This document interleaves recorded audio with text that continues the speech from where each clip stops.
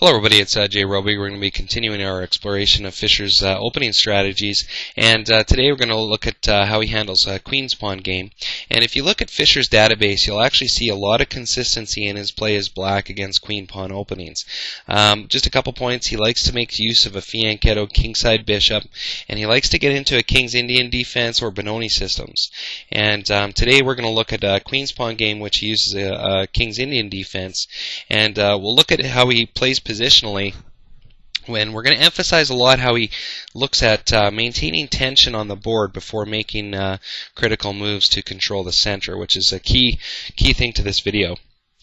So we'll get started here. Taimanov is playing white, and he opens Queen's Pawn to d4, and Fischer plays knight to f6. And like I said before, if you look through his opening databases, he makes use of king to f6 quite frequently against the Queen Pawn openings.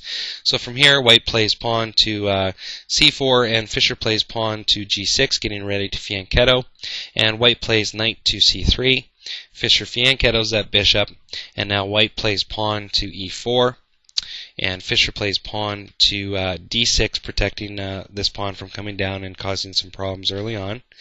And now Taimanov plays knight to f3. So if we take a quick look at the board here, you can see that white is pretty much allowed to develop how he or she sees fit. And this is very characteristic of any fianchetto system, whether you're playing white or black.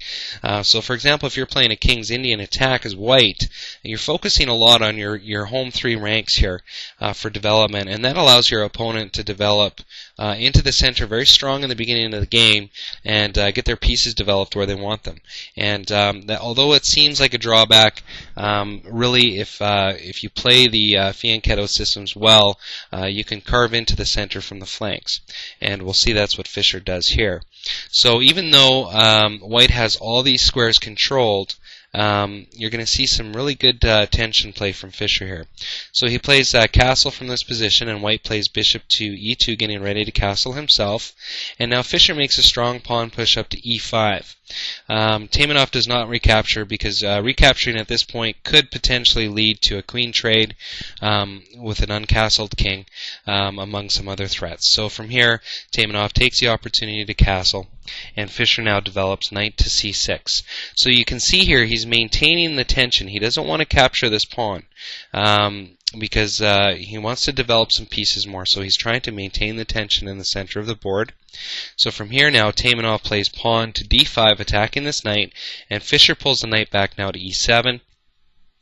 Taimanov plays bishop to d2, and Fischer plays knight now to e8. Now this might look a little strange, but there's a reason for that. So from here, Taimanov brings his rook out now to the c file to c1, and Fischer now makes a strong pawn push to f5. Now once again, you're going to see this tension, the whole concept of tension here. So Taimanov plays queen now to b3, and Fischer wants to maintain the tension on these squares here. He doesn't want to capture yet, because if he were to capture here, for example, although material is equal, he's really not gaining any kind of advantage in the center of the board whatsoever. So instead of capturing, he maintains the tension and plays pawn now to b6. Taimanov now captures on f5, Fischer recaptures, and now we can sort of start to see things are starting to sway. The board is starting to change. So now Fischer has some squares under his control in the center of the board, in particular e4 and d4, and his pawns are protected very well. His rook is defending the f5 pawn, his e5 pawn is protected by his other pawn, and his knights now have some nice access points to get into impacting the center of the board. So maintaining that tension allowed Fischer to do that. Now, white's move here is releasing the tension on the board. It's an aggressive move, but it's releasing a lot of tension in the area, which will allow Fischer to come in and basically beef up his presence there. So from here, if we go back to this position, from here Taimanov plays now knight to g5. Fischer plays knight now to f6. Taimanov brings his pawn down to f4, attacking this pawn, and Fischer again doesn't want to release the tension yet, so he plays pawn to h6. Now, let's say Fischer would have captured here. If he would have captured, releasing the tension, all of a sudden now, White's bishop that was kind of not really doing a lot on d2 is now really impacting the center of the board quite profoundly. So this bishop now is keeping control on this diagonal. It's also attacking down on this diagonal. So if Fischer were to capture there and not maintain that tension, he would have basically helped his opponent's game. So instead, he plays pawn to h6. He's maintaining the tension in this area, and Taimanov captures again, and Fischer recaptures. Now from here, Taimanov still has a knight under attack, so he brings his pawn down to c5. Fischer captures with knight. Taimanov captures and Fischer recaptures, and still Taimanov has this knight here that is under attack. He has to do something about that. So Taimanov plays pawn now to takes b6. Fischer recaptures, and now Taimanov brings his rook down to c6. Fischer moves king to h8. And now Taimanov takes his knight out of danger. So let's just take a quick look at the board here. It's changed quite dramatically. So if we were to just quickly flip back to right here, at this point in the game, White just had a just profound grab of the center. But as we go back now to this move here, all of a sudden things have changed. Fischer now has much better control over some key central squares, and White's pieces are, although developed, they're not all really contributing to the effort. So for example, these bishops here on D2 and E2, although technically developed, they're really not impacting the center at all. In fact, they're just kind of carving down along some of the flanks of the board where really none of Fischer's pieces are.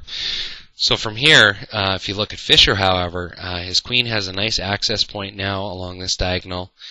His pawns are controlling these four squares. His knight is very well placed here, attacking E3, C3, and B4. This bishop is in a good position. If this pawn were to ever move or be captured, it'll have a nice attacking line down there. And this C8 bishop by Fischer is quite capable of coming out rapidly to attack along the diagonal here, or even to B7, attacking this rook. So from here, Fischer does play that. He plays bishop to B7. Taimanov moves the rook over, and Fischer moves now his knight to F4. Taimanov captures, Fischer recaptures with the pawn, and Taimanov attacks the queen. Fischer moves queen now to E7, attacking this bishop, and Taimanov moves his rook, attacking the queen, with his queen protecting his rook. And Fischer plays now queen to C5, landing a check. Taimanov plays king to F1, and Fischer basically offers up a rook trade here, moves his rook to D8. Taimanov accepts, and Fischer accepts. So now Fischer has a strong advantage. His pieces can work together. All of them can work together. These bishops are very well placed. These center squares here are pretty much completely under Fischer's control. Although there is a rook here on E6, these bishops pretty much make any move by White into these squares fairly useless. So for example, White couldn't come down with the knight here because he just loses it. And Taimanov can't recapture because the queen is right here to take that rook back. So this position here is very solid for Fischer.